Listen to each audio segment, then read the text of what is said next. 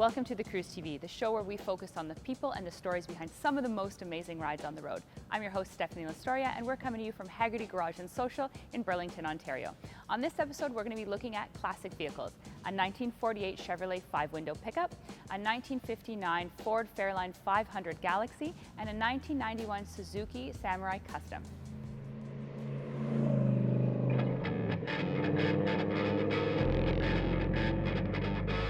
Hey, my name is Pat Cheatley, owner of Cheatley's Choppers and Rods, and this is my 1949 5-window Chevrolet chop truck. I've owned the vehicle since 2015. I always wanted to build a vehicle that had a Chip Foose inspired theme to it. This is a brand new frame-off rebuild, so it's been heavily modified to meet current standards. My dream vehicle is a 1967 Chevelle big block with a nice candy paint job.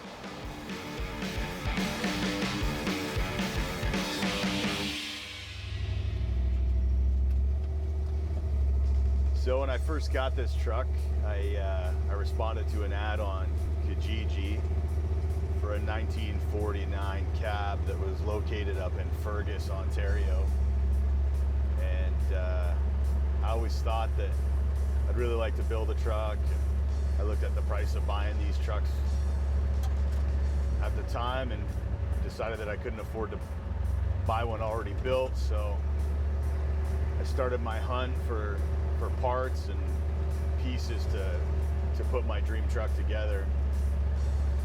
So I went up to Fergus with a couple buddies and a trailer and made the deal on this cab for $250 and thought that I scored the deal of a century until the day came where it's time to get an appraisal done on the truck and pay my taxes on what it was worth to get it on the road, and probably could have bought one cheaper and got it on the road cheaper than what it was to build it, but it was a lot of fun in the process, you know, collecting parts and pieces all across Ontario and in the United States, bringing them home with me and put them on shelves, and then eventually getting it all together and spending time with people who meant a lot to me at putting it together, and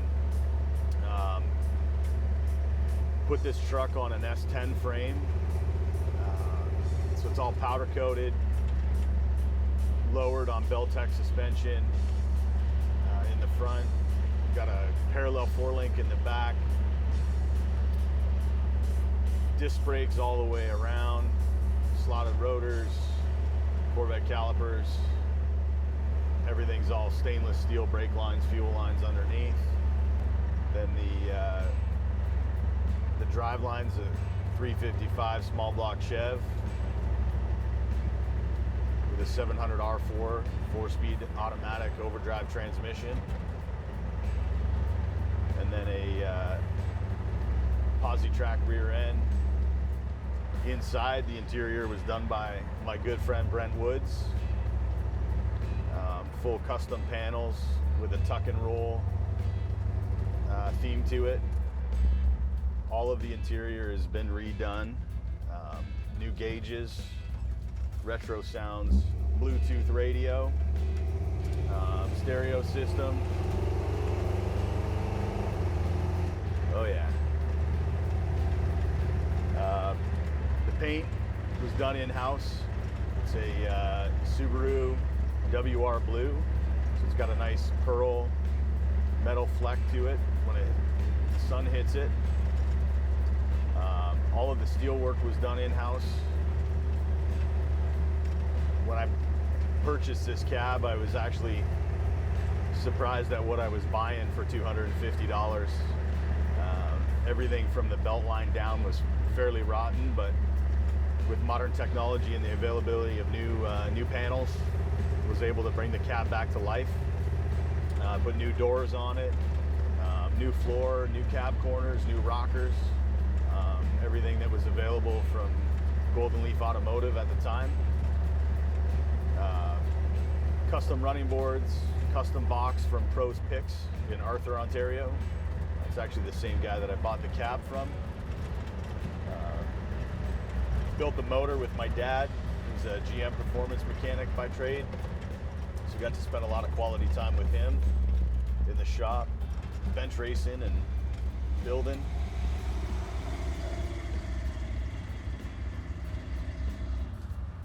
At the time, I was working at a performance shop, so we were able to do a dyno. My good friend Jim Wild Goose Performance. We pulled 400 horse out of this small block Chev. The wheels are American Racing Torque Thrust 2 wheels, 20-inch, wrapped in Nexen tires. It's got a Northern Rad cooling system in it. Keeps it nice and cool on these August days. This has been a fun vehicle the whole time, through the seek and destroy process of looking for parts, to piecing everything together, to hanging out at swap meets with good buddies doing the same thing, building their dream vehicles, to the very first time where I got to put the key in it and fire it up. Taking this thing down to Georgia, taking it to Columbus, Ohio, all through the U.S. Wouldn't hesitate to drive it to California tomorrow. Maybe do the old Route 66 trip with it. But it's been real fun. Met a lot of great people through the process. Been involved in some shoots with McGuire's Wax and Polish. Been in some parades, lots of car shows.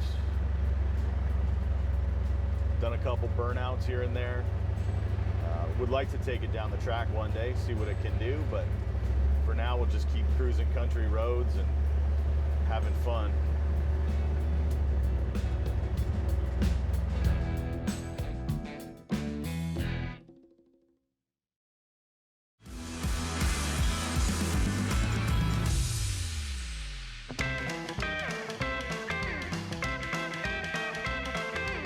It's a Ford 1959 Fairlane Galaxy 500. I got the car about a year ago. Well, this car was my uncle's car, and he had passed away, and the family was selling it, and I wanted to keep him in memory of my late uncle. He had done a few modifications. It's not totally original, but it's got a little bigger motor in it. It's a Police Interceptor motor. And originally the car came with a 3-speed, 3 on the tree standard, and he swapped out all the pedals and made it an automatic to make it easier to drive. My dream car is probably a little quicker car than this one. Maybe a muscle car of some sort. I really like 63, 64 Galaxies with a big block 427, maybe a stick. But they're pretty rare, so it's not easy to find.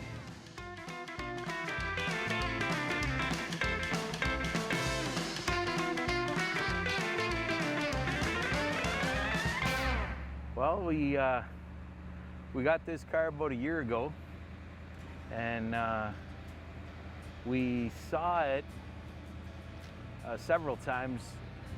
My uncle and my dad had went out to Montana border to pick it up, and my uncle had 25 cars he'd restored. He was a real car guy, mostly Fords, few Mercuries, some very rare cars too. And he unfortunately got cancer about 4 years ago, and he battled it out, and he passed away about a year and a half ago.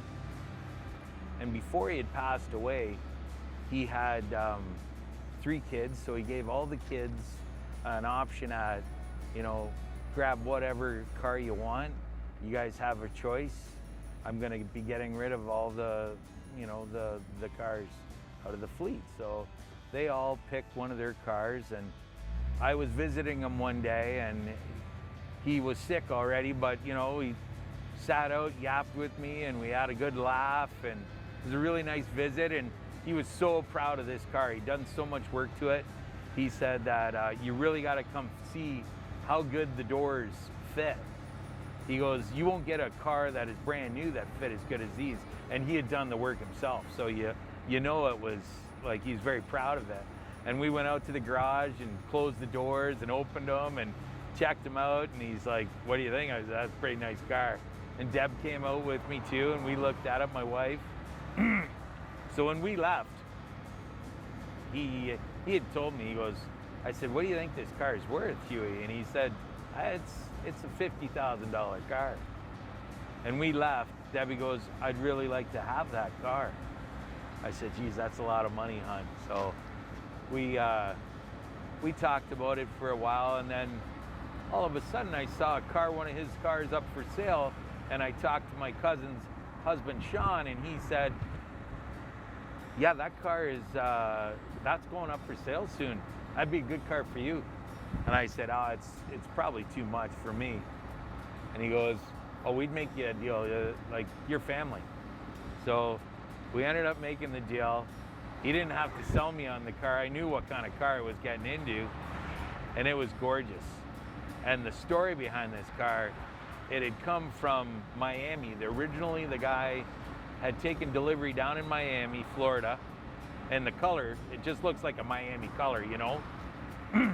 So he goes and orders this car, and he rides it around down there for several years, like 5-6 years. And eventually he thought he was gonna move out of Florida, and he moved up north to right at the border of Utah and Montana. And he had gotten there, and he wasn't there very long, and he was bitten by a rattlesnake, and he perished. This man that came from Florida, where all the alligators and snakes are, this guy comes to Montana, and he's not even there a year, and he got killed by a snake. So this car sat for, I believe, 25 years. The widow didn't want to sell it, and then eventually my Uncle Huey found it on the internet, and he made the deal to buy it. And him and my dad Bernie, they went out with the car trailer. It took like 3 days to get out there, and they picked up the car, met the lady, heard the whole story. He brought her back, and he restored it. He was quite a guy, self-taught, knew all his cars, and especially his Fords. And he ran his own business for 50 years or better, and you know, took care of a whole family on that business, and was able to amass a lot of really nice collector cars. And I'm just so happy that we're able to have one, because he was my favorite uncle. We had so much in common. We used to go to car shows, swap meets down in Pennsylvania at Carlisle. It was a massive one. And if anyone's been down there, there's no place to sleep. So we would sleep in the back of a pickup truck on the road, just right at the fairgrounds.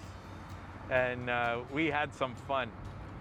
He was such a good guy, and this car has meant so much to us. Last year, me and Deb, we probably did more with this car than he did the whole time he owned it. Sean would tell us. I've been on TV with it. We've done a couple interviews, probably 15 car shows, won an award last year up in Hamilton. And it's one of those things, I'll never ever sell it. As long as I'm around, I think I'll keep the car. I would like to get another car that I could beat on a little bit, so that I didn't have to drive this all the time. So that's the next purchase. It'll probably be a little bit of a hot rod. I've got some 64 Galaxies that my uncle and I went all the way out to Montana to pick up, the one. And of course, it was me, Sean, and the senior man, we used to call him, and went all the way to Montana. It took 2 days to get there in the middle of a snowstorm. pulling a trailer. And on the way home, of course, he would say, you know, if a fellow was to drive all night, we'd make it home tomorrow. And of course, we saw it coming. So sure enough, I think we got back from Montana in a day and a half, and had some fond memories with him. And yeah, this car, it's as far as I'm concerned, it's not ever going to go anywhere. I get lots of options. People ask to buy it because he did such a nice job, and I just want to maintain it the way it is.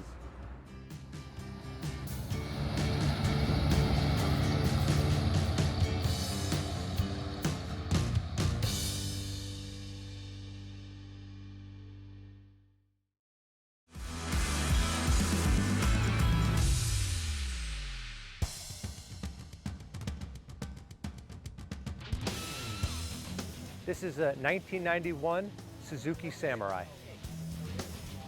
I bought this vehicle about 20 years ago. It was almost ready for the scrap heap at the time, and we decided to restore it. My first job was washing cars for Brantford Suzuki, so we had access to Suzuki parts and Suzuki vehicles, and this came in on trade one day, and it was a convertible, and we decided to do something with it.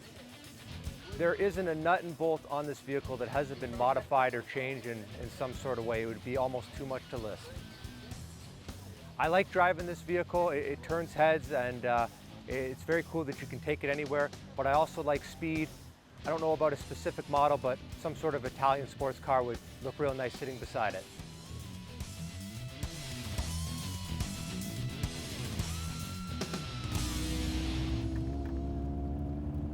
This is my 91 Suzuki Samurai. I actually built this thing about 20 years ago with my dad. It was a project that we wanted to do. I was in high school. And what was really fun about it was Fast and Furious had, kind of just come out. It had become a big thing. Now I think they got about 10 movies or something like that. And everyone was taking these import cars and they were dropping them down low. I had some buddies who did it, and that was fun. But we wanted to go in a completely different direction. So my father owned Brantford Suzuki, and there really wasn't a big performance aftermarket, and we didn't have a car like the Civic.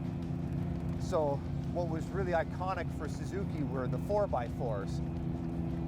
So my very first vehicle was actually a model just like this. It was a little bit older. It was an 83, and it was a hardtop. It was actually a 1-liter engine with a 4-speed. The thing made almost no power at all, but it was a lot of fun cruising off-road, cruising in the fields with it. So we got this convertible in one day, and it was ready for the scrap heap. Like, it was just an absolute mess. The whole thing needed to be rebuilt, but it was a convertible. It ran well, and it was either 90 or 91, they switched to fuel injection, which made everything work a lot better. So we started the process of restoring this one. So the first thing that we did was the body, and instead of putting in Bondo, we actually had brand new panels put in, which I don't think you can get those anymore for one of these. So it's all real steel. Everything is nice and straight. And then once we got it painted, the next thing we did was the drivetrain. So the drivetrain is actually out of a 92 Sidekick.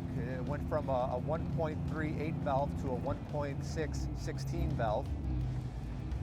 We left the stock transmission, but everything else is out of a Sidekick. It's got Sidekick running gears. It's got I believe the transfer case might be out of a Sidekick. It's been a while since we worked on this thing. And with the 1.6, we completely rebuilt that engine. We poured and polished the heads, cold air intake, exhaust, headers all the way back. Like I said, it's been a while, so some of the mods that we did don't come to me right now. I remember we changed it over to power steering. These things were all manual steering back when they came out from the factory. So once we got that all done, we actually drove it around for a little bit, and it was pretty quick, because this thing doesn't weigh a lot, and we figured that we more than doubled the stock horsepower on it, so it went pretty well. And And then the last thing that we did was the 4x4 work. There used to be this place in Burlington, Ontario called National 4x4. I don't think they're there anymore. They helped us out with the steering geometry, and they did the lift. We put, I believe it was 5 on the springs and 3 on the body. And then we went with the 35-inch Super Swampers, and it was the right size. We could have gone bigger, we could have gone smaller, but the 35s really just set it off. And once the paint was done, the fender flares were done, the 4x4 work was done, the drivetrain was done, it just became almost like a mini monster truck. And we were really happy with the way that it turned out. You know, as time goes on, I think it actually turns more heads now than it did back in the day, because you don't really see Samurais anymore. They're kind of a forgotten vehicle. And we always thought that we built one of the nicest ones right here in Ontario. Kids go crazy if you drive by any sort of like park where they're playing baseball or soccer. Like, again, it's like a Tonka truck come to life. So we had a lot of fun building it. Some of the other mods that come to mind: when this thing was being built, it was real fashionable to put big stereos in it. So we took out the back seats and we put in a couple of 12-inch kickers, and we had a big kicker amp that went to it, and we even had an Alpine 7-inch flip screen monitor, which at the time was just the coolest thing. And we put in a little shelf and a little inverter. You could play an Xbox, you could play Gran Turismo. Again, we stole that idea from Fast and the Furious. A couple years ago, I pulled some of that gear out. I put a modern Pioneer deck into it that, you know, hooks up to your phone. It's got Bluetooth. You can take calls in it. Can't hear the calls very well because the thing is kind of noisy. But you know, just little things here and there. We've kind of modernized it. But for, you know, just cruising around and going on some back roads, it's fun. And in terms of the 4x4 gear, it's got air lockers, it's got the Rancho shocks, it's got the lift, it's got the swampers.